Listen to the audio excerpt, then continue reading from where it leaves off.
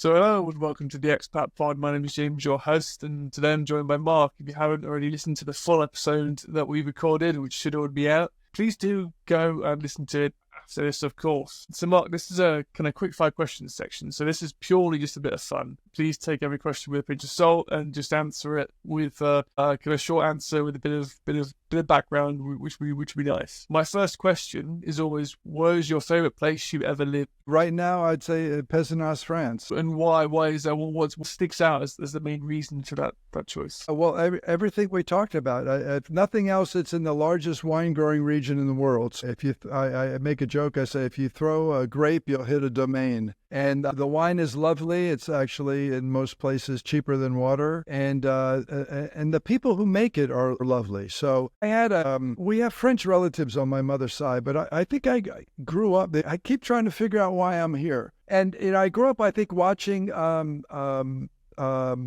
the Tour de France, and the aerial shots of all those little villages and stuff just intrigued me. And I just thought about that a little while ago because the tour is coming again, and sometimes it comes through my town. And I don't know if you've seen the Tour de France in live, but it's crazy. They have all the pretty parade of the bikers, and they throw out all these trinkets, and everybody goes crazy. And that goes on for quite a while. Then the bikers come by, and it's this, done, and then all the support vehicles. So the Tour de France is like 3 seconds, and there's about an hour of all the before and after. It's much better on TV. But they saw all those. You saw the villages and the mountains and all, and I just love that. And I live in one of these old villages, so I'd have to say where I am right now is the best place I've been. What's your favorite international food? Well, I'd have to say the Canard Magret. My friend's restaurant's very close to me is duck, and I can't tell my girlfriend this because she's a vegetarian, but it's fabulous. I don't eat it that often, but this one restaurant, L'Amphitryon, which is very close to me, they make it, and it's fabulous every time I eat it. So sorry for the ducks, but Canard Magret is fantastic. What's your favorite international tradition? International tradition. Interesting. Was it the wine harvesting, perhaps, is one you talked about? Yeah, but there's so many here. I would say Christmas because it's so different in every country. Here it's Jouet Noël, and I love that because my dad's name was Noel, and family time here. But they have it's lovely to see it in another country.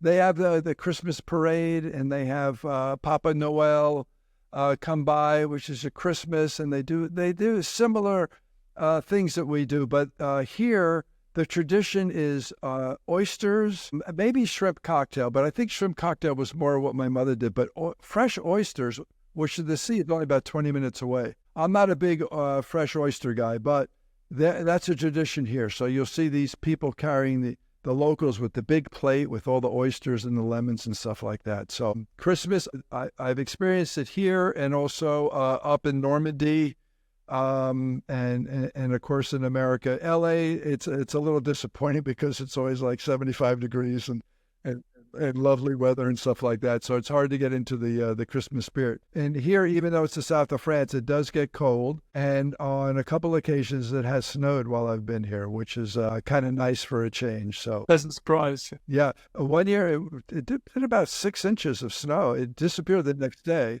But I ran around because when I first came here, I shot a lot of films of all the events and posted those on, let's say, a YouTube channel and stuff because I wanted a lot of people to see what my new lifestyle was. So I got the snow on camera, so we have it recorded. So it did happen. Amazing.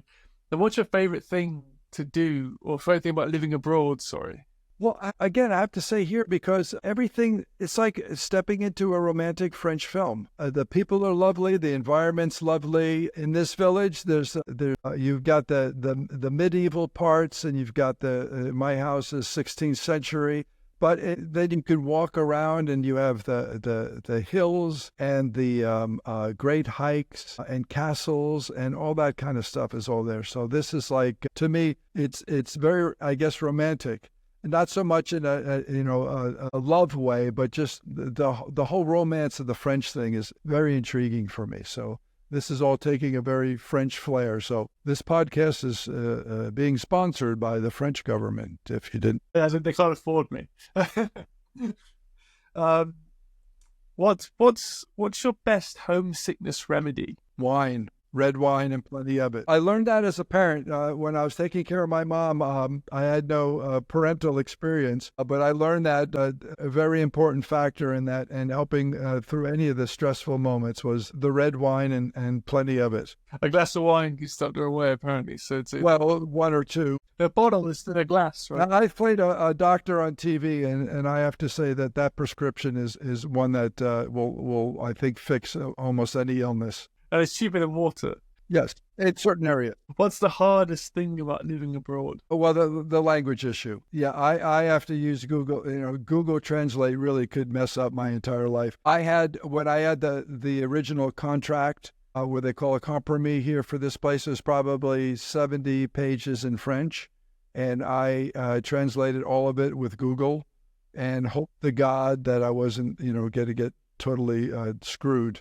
So far, it's been good. They may come at one point and go, "Oh, by the way, this is not your home. This is years down the road." So far so good. But the language and again, that's my fault. I should be studying harder and stuff like that. But I'm spending too much time writing and promoting my book and enjoying the wine. So the other way of calling those three things is just you're living and life gets in the way, and you'll learn through osmosis, I'm sure, over time. Yeah. What's the best phrase you've learned, staying on the subject of language then? What's the best phrase you've learned whilst living abroad? Well, désolé is certainly a big one. Je suis désolé. I'm sorry because my language is terrible. I usually open up with my French is terrible. But ça m'a fait plaisir à vous voir is a good one. I shared that with you earlier. It gives me pleasure to see you. And that always brings a smile. There's a few other that I'll surprise people with that I know that I can't think of right now, but that one is my latest one. That's actually, I think, a good one to use in any circumstance. But certainly starting off with a sorry is a good one as well. But, if you just say bonjour and au revoir and merci and thank people, you can go a long way here. So about the act of trying was even more so than the act of being inaccurate. Yeah. I have friends that go, I've been doing Duolingo for 75 years straight. And I'll say, okay, so let's talk French. And they can't, I won't do it until it's perfect. And I said, well, that's going to be a long time. So you got to get out there and give it a shot. So immerse yourself. Well, what's your best way of making new friends? Again, having a good attitude and a smile, and trying to speak. I have neighbors on my street who I had to first introduce myself, and I just say, I'm an American, blah blah blah. I live here now. I love this town. I tell them how much I appreciate the French lifestyle and stuff, and then sometimes I'll make soup. I'm a pretty good cook, so I will cook up something and I'll bring down soup for everybody to share. Or sometimes you open up a bottle of wine and go down and sit at a table and just hang out with them, and it's lovely. I have good neighbors, so I don't think it's that unusual because in this village, almost everybody says bonjour. You walk by and it's bonjour, bonjour. It's very rare that you don't get a bonjour Bonsoir. back. Yeah, bonsoir when you're leaving. Yeah, but I would have to say in my time here, there's probably been less than 5 people who have not returned a hello or a greeting, and I usually think that they're visitors from someplace else, maybe Paris. I don't know, but yeah, they're pretty cool. I had a similar experience. I went hiking in the Alps near Annecy-le-Vieux, so not far from Geneva, near Lyon. And I went up a mountain. We maybe saw 30 people, and every single one said bonjour on the way up, on the way down. Every single one you go past, to the point where we recorded ourselves saying bonjour. We just kept playing it on our phones, and we walked past. It was just easier. And the children here are lovely, for the most part. They're very polite. So that's lovely to see. And what's your best thing, your favourite thing to do in your new home city or town? What's that one thing which you just love to do? Well, sometimes because of the language issue, I'll be in my apartment. I'll go, I don't want to go out because I don't have to struggle with the language. And I got to tell you, every time I go out, I meet somebody that makes me happy that I went out. Somebody I haven't seen for a while, or I meet somebody new, or I walk into a new gallery and see a piece of art that is exhibiting just recently, and I may have missed it. And again, running into old friends. If you walk around this village, it's always a delightful surprise. And I want to kick myself for saying, why are you staying in here? I've got things I can do here, but when you go out, it's just lovely because people are lovely, and I love to hear the language and then the smell of when you go past a boulangerie and stuff like that. It's very nice. Just stepping outside is usually a very joyful experience. Sure. And then my last question is, what's your best expat life hack? It's a small toolkit. What's a small little bit of advice which you could solve a lot of problems that expats like yourself or immigrants might experience? So it's just something. Oh, well, I would say Google Translate. Oh my gosh. I've had to rely on it so much because there's certain things, especially if it's something critical. You get a certain email and stuff like that. And that's, I would say it's a crutch. And as long as Google, I have to say, I think Google, there's people in Google when you do the Google Maps, because if I go to a village that's about 20 minutes away, and if I leave from my girlfriend's town as opposed to my town, Google will send me and usually my girlfriend on a different route every time. And I'm convinced there's people in Silicon Valley that are going, we're going to mess with these two guys today. We're going to put them, because it's never the same. And so if I go from my village, you get right on the freeway and you get there. These back roads, it's amazing. And I'm convinced that there's people just messing with us with GPS. I mean, that sounds like a great idea for a screenplay.